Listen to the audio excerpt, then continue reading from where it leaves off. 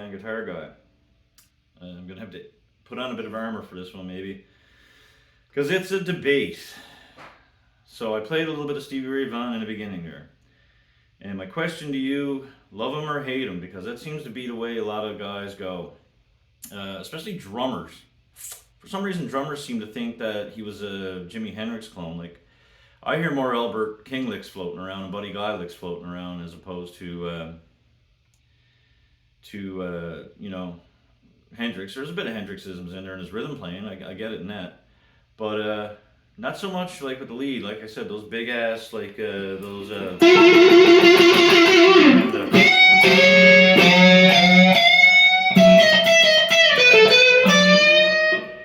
I get more of that out of his playing than so much more of a kind of playing, with the double stops and shit. But anyway, that's it. That's what some people hear, I guess, or see visually. There's a bit of a comparison there.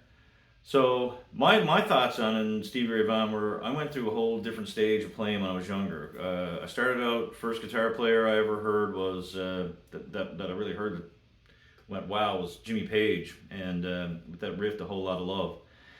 And then one night on a Friday night, we were hanging out. We'd all been in school all week. It's probably about 15, and this is going to sound really bad for a 15-year-old, but I just smoked some hash. And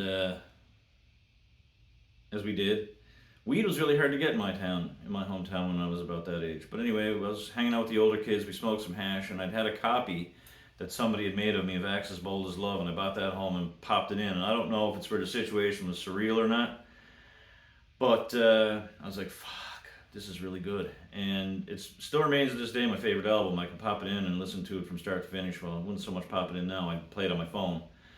My computer phone, because you don't have discs and cassettes and records. Well, we do vinyl. We've got vinyl back there that we listen to, and there's a lot of Stones, because I love the Stones. But anyway, back to Stevie Ray.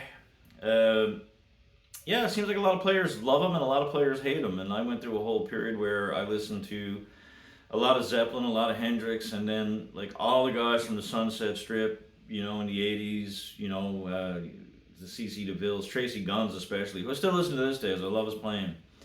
And all those guys, Mick Mars, we grew up on that shit when we were my age. And my formative years of music probably started in 1984. So from like 84 till grunge took over, that's what we listened to. But when I was about 17, I discovered Stevie Ray Vaughan, and what it was is we had PBS, like everybody, and they used to show Austin City Limits on Saturday nights, and it was in the summertime, I remember that, and I was downstairs, it was really hot, and they aired that first episode with Stevie Ray Vaughan on it. I think Eric Johnson may have been on after him, I'm not sure, because that was my introduction to Eric Johnson as well, Austin City Limits. And I watched it and I heard that tone, and it wasn't so much what he was playing, but it was how he was playing it. Like, it was fierce. His playing was fierce, and I was like, shit, that guy is really good. I really like the tone. I liked everything. I liked the band. I liked the way everything sounded, and therefore I became a fan. And I went down that whole, let's get a Stratocaster, because I had a pointy guitar with a Floyd Rose on it, and I was like, let's get a Stratocaster, and I need to have a couple of pedals. I didn't understand shit about pedals back then. And we didn't do rig rundowns, and we didn't do what this guy was playing. We knew what kind of guitar they had, and we knew, like in magazines, what they listened to when they were younger, and what the music industry was like, and groupies and shit like that. But we didn't get into like what strings you were using, what picks you were using, And I managed to find out that he used Fender mediums a lot and played them on the side. So I went down that whole thing where I started collecting with the old script, I don't know if you can see that, and playing them this way, as opposed to holding them, that way, the supposed proper way. So anyway, I just went down that whole rabbit hole, and I wanted a Fender amp, which I did, and that's all I wanted to listen to. And I had everybody, my girlfriend at the time was like, what the fuck, not this shit again, and like, it's all I listened to, and it's all I wanted to listen to, and it's all I cared about. I didn't listen to any other guitar players for about a year and a half. And I remember the day that he passed, my dad came into my room because me and my dad would share guitar players. He would throw like Steve Warner at me and guitar players from like the whole Nashville scene, and so, Roy Nichols, all those great guys, Chet Atkins, and say like you got to listen to these guys. And then I bought him Stevie Ray Vaughan. He was like, "Yeah, it's not bad. A lot better than CC DeVille, I guess." He didn't like Jimmy Page. He didn't like Led Zeppelin. My dad did not like rock and roll, I guess, is the thing.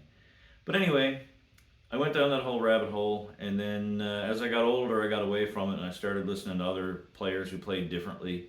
Some jazz players. I really started to listen to a lot of the country guys, Brett Mason, just wailing away, and all those guys. And then I wanted to have a Phase 90 and all that shit. But that's what we go through. So, like I said, I don't really listen to a lot of Stevie Ray Vaughan now, and I see what people get at, and it's like, well, like really, really great guitar players. I hung around with a guy who did not like them because he didn't like pentatonic players, and that's what Stevie Ray Vaughan was. He wanted to be Yngwie Malmsteen and those guys, and neoclassical players, that's what he worshipped, and he just thought it was too basic. But like I said, I just thought the way that Stevie Ray Vaughan approached things, and the way he hit the notes, the way he played the guitar, friggin' everything about it was cool.